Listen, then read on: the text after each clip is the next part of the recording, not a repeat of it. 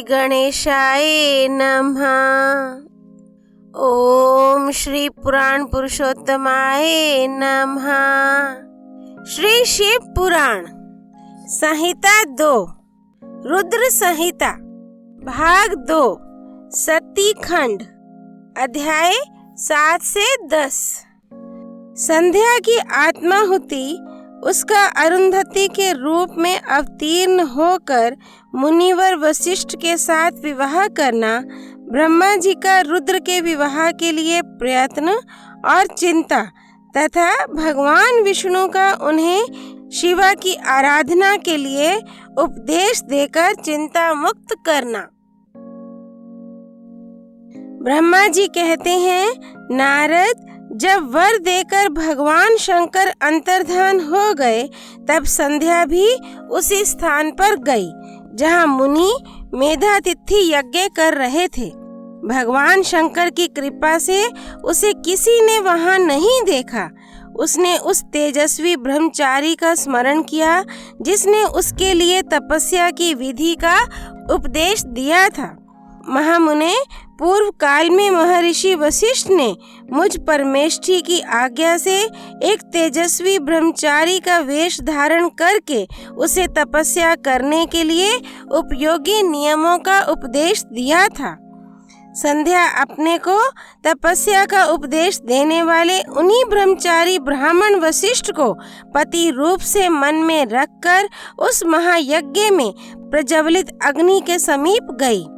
उस समय भगवान शंकर की कृपा से मुनियों ने उसे नहीं देखा। ब्रह्मा जी की वह पुत्री बड़े हर्ष के साथ उस अग्नि में प्रविष्ट हो गई। पुरोडाशमय शरीर तत्काल दग्ध हो गया। उस पुरोडाश की अलक्षित गंध सब ओर फैल गई। अग्नि ने भगवान शंकर की आज्ञा से उसके सुवर्ण जैसे शरीर को जलाकर शुद्ध करके पुनः सूर्य मंडल में पहुंचा दिया।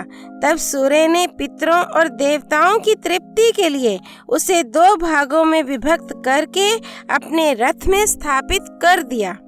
मुनीश्वर, उसके शरीर का ऊपरी भाग प्रातः संध्या हुआ, जो दिन और रात के बीच में पड़ने वाली आदि संध्या है, तथा उसके शरीर का शेष भाग सायं संध्या हुआ, जो दिन और रात के मध्य में होने वाली अंतिम संध्या है। सायं संध्या सदा ही पितरों को प्रसन्नता प्रदान करने वाली होती है। सूर्योदय से पहले जब अरुणोदय हो, प्राची के क्षितिज में लाली छा जाए, तब प्रातः संध्या प्रकट होती है, जो देवताओं को प्रसन्न करने वाली है। जब लाल कमल के समान सूर्य अस्त हो जाते हैं, उसी समय सदा सायं संध्या का उदय होता है, जो पितरों को आनंद प्रदान करने वाली है। परम दयालु भगवान शिव ने उसके मन सहित प्राणों को दिव्य शरीर से युक्त देहधारी बना दिया। जब मुनि के यज्ञ की समाप्ति का अवसर आया, तब वह अग्नि की ज्वाला में महर्षि मेधातिथि को तपाए हुए सुवर्ण किसी कांति वाली पुत्री के रूप में प्राप्त हुई। मुनि ने बड़े आमोद के साथ उस समय उस पुत्री को ग्रहण किया। उन्होंने यज्ञ के लिए उसे नहलाकर अपनी गोद में बिठा लिया। शिष्यों से घिरे हुए महामुनि मेधातिथि को वहां बड़ा आनंद प्राप्त हुआ।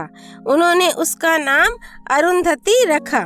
वह किसी भी कारण से धर्म का अवरोध नहीं करती थी, अतः उसी गुण के कारण उसने स्वयं यह त्रिभुवन विख्यात नाम प्राप्त किया। देवऋषि यज्ञ को समाप्त करके कृतकृत्य हो, वे मुनि पुत्री की प्राप्ति होने से बहुत प्रसन्न थे और अपने शिष्यों के साथ आश्रम में रहकर सदा उसी का लालन पालन करते थे। देवी अरुंधति चंद्रभागा नदी के तट पर तापसारण्य के भीतर मुनिवर मेधातिथि के उस आश्रम में धीरे धीरे बड़ी होने लगी। जब वह विवाह के योग्य हो गई, तब मैंने, विष्णु तथा महेश्वर ने मिलकर मुझ ब्रह्मा के पुत्र वशिष्ठ के साथ उसका विवाह कर दिया। ब्रह्मा, विष्णु तथा महेश के हाथों से निकले हुए जल से शिप्रा आदि 7 परम पवित्र नदियां उत्पन्न हुईं। मुने मेधातिथि की पुत्री महासाध्वी अरुंधति समस्त पतिव्रताओं में श्रेष्ठ थी। वह महर्षि वशिष्ठ को पति रूप में पाकर उनके साथ बड़ी शोभा पाने लगी। उससे शक्ति आदि शुभ एवं श्रेष्ठ पुत्र उत्पन्न हुए। मुनि श्रेष्ठ वह प्रियतम पति वशिष्ठ को पाकर विशेष शोभा पाने लगी। मुनि शिरोमणे, इस प्रकार मैंने तुम्हारे समक्ष संध्या के पवित्र चरित्र का वर्णन किया है, जो समस्त कामनाओं के फलों को देने वाला परम पावन और दिव्य है। जो स्त्री या शुभ व्रत का आचरण करने वाला पुरुष इस प्रसंग को सुनता है, वह संपूर्ण कामनाओं को प्राप्त कर लेता है। इसमें अन्यथा विचार करने की आवश्यकता नहीं है। प्रजापति ब्रह्मा जी की यह बात सुनकर नारद जी का मन प्रसन्न हो गया और वे इस प्रकार बोले। नारद जी ने कहा, ब्राह्मण, आपने अरुंधति की तथा पूर्व जन्म में उसकी स्वरूप भूता संध्या की बड़ी उत्तम दिव्य कथा सुनाई है, जो शिव भक्ति की वृद्धि करने वाली है। धर्मज्ञ, अब आप भगवान शिव के उस परम पवित्र चरित्र का वर्णन कीजिए, जो दूसरों के पापों का विनाश करने वाला उत्तम एवं मंगलदायक है। जब कामदेव रति से विवाह करके हर्ष पूर्वक चला गया, दक्ष आदि अन्य मुनि भी जब अपने अपने स्थान को पधारे और जब संध्या तपस्या करने के लिए चली गई, उसके बाद वहाँ क्या हुआ? ब्रह्मा जी ने कहा, विप्रवर नारद, तुम धन्य हो, भगवान शिव के सेवक हो। अतः शिव की लीला से युक्त जो उनका शुभ चरित्र है, उसे भक्ति पूर्वक सुनो। तात, पूर्व काल में मैं एक बार जब मोह में पड़ गया और भगवान शंकर ने मेरा उपहास किया, तब मुझे बड़ा क्षोभ हुआ था। वस्तुतः शिव की माया ने मुझे मोह लिया था, इसलिए मैं भगवान शिव के प्रति ईर्ष्या करने लगा। किस प्रकार, सो बताता हूँ, सुनो। मैं उस स्थान पर गया जहाँ दक्ष राज मुनि उपस्थित थे। वहीं रति के साथ कामदेव भी था। नारद, उस समय मैंने बड़ी प्रसन्नता के साथ दक्ष तथा दूसरे पुत्रों को संबोधित करके वार्तालाप आरंभ किया। उस वार्तालाप के समय मैं शिव की माया से पूर्णतया मोहित था। अतः मैंने कहा, पुत्रों, तुम्हें ऐसा प्रयत्न करना चाहिए जिससे महादेव जी किसी कमनीय कांति वाली स्त्री का पाणी ग्रहण करें। इसके बाद मैंने भगवान शिव को मोहित करने का भार रति सहित कामदेव को सौंपा। कामदेव ने मेरी आज्ञा मानकर कहा, प्रभो, सुंदरी स्त्री ही मेरा अस्त्र है। अतः शिव जी को मोहित करने के लिए किसी नारी की सृष्टि कीजिए। ये सुनकर मैं चिंता में पड़ गया और लंबी सांस खींचने लगा। मेरे उस निश्वास से राशि राशि पुष्पों से विभूषित वसंत का प्रादुर्भाव हुआ। वसंत और मल्यानिल ये दोनों मदन के सहायक हुए। इनके साथ जाकर कामदेव ने वामदेव को मोहने की बारंबार चेष्टा की, परंतु उसे सफलता ना मिली। जब वह निराश होकर लौट आया, तब उसकी बात सुनकर मुझे बड़ा दुख हुआ। उस समय मेरे मुख से जो निश्वास वायु चली, उससे मारगणों की उत्पत्ति हुई। उन्हें मदन की सहायता के लिए आदेश देकर मैंने पुनः उन सबको शिवजी के पास भेजा, परंतु महान प्रयत्न करने पर भी वे भगवान शिव को मोह में न डाल सके। काम सब परिवार लौट आया और मुझे प्रणाम करके अपने स्थान को चला गया। उसके चले जाने पर मैं मन ही मन सोचने लगा कि निर्विकार तथा मन को वश में रखने वाले योग परायण भगवान शंकर किसी स्त्री को अपनी सहधर्मिणी बनाना कैसे स्वीकार करेंगे। यही सोचते सोचते मैंने भक्ति भाव से उन भगवान श्री हरि का स्मरण किया, जो साक्षात शिव स्वरूप तथा मेरे शरीर के जन्मदाता हैं। मैंने दीन वचनों से युक्त शुभ स्तोत्रों द्वारा उनकी स्तुति की। उस स्तुति को सुनकर भगवान शीघ्र ही मेरे सामने प्रकट हो गए। उनके 4 भुजाएं शोभा पाती थीं। नेत्र प्रफुल्ल कमल के समान सुंदर थे। उन्होंने हाथों में शंख, चक्र, गदा और पद्म ले रखे थे। उनके श्याम शरीर पर पीतांबर की बड़ी शोभा हो रही थी। वे भगवान श्री हरि भक्त प्रिय हैं, अपने भक्त उन्हें बहुत प्यारे हैं। सबके उत्तम शरणदाता उन श्री हरि को उस रूप में देखकर मेरे नेत्रों से प्रेमाश्रुओं की धारा बह चली और मैं गदगद कंठ से बारंबार उनकी स्तुति करने लगा। मेरे उस स्तोत्र को सुनकर अपने भक्तों के दुख दूर करने वाले भगवान विष्णु बहुत प्रसन्न हुए और शरण में आए हुए मुझ ब्रह्मा से बोले, महाप्राज्ञ विधाता लोक सृष्टा ब्रह्मन, तुम धन्य हो। बताओ तुमने किस लिए आज मेरा स्मरण किया है और किस निमित्त से ये स्तुति की जा रही है। तुम पर कौन सा महान दुख आ पड़ा है, उसे मेरे सामने इस समय कहो, मैं वह सारा दुख मिटा दूंगा। इस विषय में कोई संदेह या अन्यथा विचार नहीं करना चाहिए। तब ब्रह्मा जी ने सारा प्रसंग सुनाकर कहा, केशव, यदि भगवान शिव किसी तरह पत्नी को ग्रहण कर लें तो मैं सुखी हो जाऊंगा, मेरे अंतःकरण का सारा दुख दूर हो जाएगा। इसी के लिए मैं आपकी शरण में आया हूँ। मेरी यह बात सुनकर भगवान मधुसूदन हंस पड़े और मुझ लोक सृष्टा ब्रह्मा का हर्ष बढ़ाते हुए मुझसे शीघ्र ही यूं बोले, विधाता, तुम मेरा वचन सुनो, यह तुम्हारे भ्रम का निवारण करने वाला है। मेरा वचन ही वेद शास्त्र आदि का वास्तविक सिद्धांत है। शिव ही सबके कर्ता भर्ता पालक और हर्ता संहारक हैं। वे ही परत पर हैं, पर ब्रह्म, परेश, निर्गुण, नित्य, अनिर्देश्य, निर्विकार, अद्वितीय, अच्युत, अनंत, सबका अंत करने वाले स्वामी और सर्वव्यापी परमात्मा एवं परमेश्वर हैं।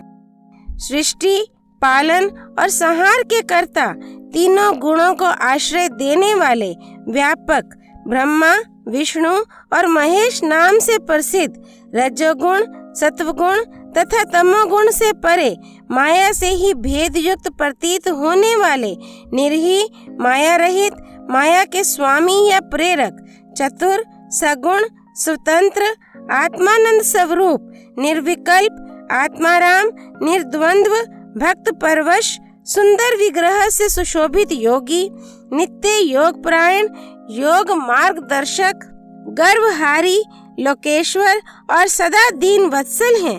तुम उन्हीं की शरण में जाओ, सर्वात्मना शंभु का भजन करो, इससे संतुष्ट होकर वे तुम्हारा कल्याण करेंगे। ब्राह्मण, यदि तुम्हारे मन में यह विचार हो कि शंकर पत्नी का पानी ग्रहण करें तो शिवा को प्रसन्न करने के उद्देश्य से शिव का स्मरण करते हुए उत्तम तपस्या करो। अपने उस मनोरथ को हृदय में रखते हुए देवी शिवा का ध्यान करो। वे देवेश्वरी यदि प्रसन्न हो जाएं तो सारा कार्य सिद्ध कर देंगी। यदि शिवा सगुण रूप से अवतार ग्रहण करके लोक में किसी की पुत्री हो मानव शरीर ग्रहण करें तो वे निश्चय ही महादेव जी की पत्नी हो सकती हैं। ब्राह्मण, तुम दक्ष को आज्ञा दो, वे भगवान शिव के लिए पत्नी का उत्पादन करने के निमित्त स्वतः भक्ति भाव से प्रयत्न पूर्वक तपस्या करे। तात, शिवा और शिव दोनों को भक्त के अधीन जानना चाहिए।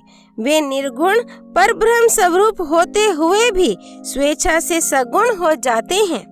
विधे, भगवान शिव की इच्छा से प्रकट हुए हम दोनों ने जब उनसे प्रार्थना की थी तब पूर्व काल में भगवान शंकर ने जो बात कही थी उसे याद करो। ब्राह्मण, अपनी शक्ति से सुंदर लीला विहार करने वाले निर्गुण शिव ने स्वेच्छा से सगुण होकर मुझको और तुमको प्रकट करने के पश्चात तुम्हें तो सृष्टि कार्य करने का आदेश दिया और उमा सहित उन अविनाशी सृष्टिकर्ता प्रभु ने मुझे उस सृष्टि के पालन का कार्य सौंपा। फिर नाना लीला विशारद उन दयालु स्वामी ने हंसकर आकाश की ओर देखते हुए बड़े प्रेम से कहा, विष्णु, मेरा उत्कृष्ट रूप इन विधाता के अंग से इस लोक में प्रकट होगा जिसका नाम रुद्र होगा। रुद्र का रूप ऐसा ही होगा जैसा मेरा है, वह मेरा पूर्ण रूप होगा। तुम दोनों को सदा उसकी पूजा करनी चाहिए। वह तुम दोनों के संपूर्ण मनोरथों की सिद्धि करने वाला होगा। वही जगत का प्रलय करने वाला होगा। वह समस्त गुणों का दृष्टा, निर्विशेष एवं उत्तम योग का पालक होगा। यद्यपि तीनों देवता मेरे ही रूप हैं, तथापि विशेषता रुद्र मेरा पूर्ण रूप होगा। पुत्रों, देवी उमा के भी 3 रूप होंगे। एक रूप का नाम लक्ष्मी होगा, जो इन श्री हरि की पत्नी होंगी। दूसरा रूप ब्रह्म पत्नी सरस्वती है। तीसरा रूप सती के नाम से प्रसिद्ध होगा। सती उमा का पूर्ण रूप होंगी। वे ही भावी रुद्र की पत्नी होंगी। ऐसा कहकर भगवान महेश्वर हम पर कृपा करने के पश्चात वहां से अंतर्धान हो गए और हम दोनों सुख पूर्वक अपने अपने कार्य में लग गए। ब्राह्मण, समय पाकर मैं और तुम दोनों सपत्नीक हो गए और साक्षात भगवान शंकर रुद्र नाम से अवतीर्ण हुए। वे इस समय कैलाश पर्वत पर निवास करते हैं। ब्रजेश्वर, अब शिवा भी सती नाम से अवतीर्ण होने वाली हैं, अतः तुम्हें उनके उत्पादन के लिए ही यत्न करना चाहिए। ऐसा कहकर मुझ पर बड़ी भारी दया करके भगवान विष्णु अंतर्धान हो गए और मुझे उनकी बातें सुनकर बड़ा आनंद प्राप्त हुआ। अध्याय 7 से 10 संपूर्ण। सृष्टिकर्ता ब्रह्मा जी की जय। शरणागत वत्सल भगवान विष्णु की जय। त्रिदेव ब्रह्मा विष्णु महेश की जय।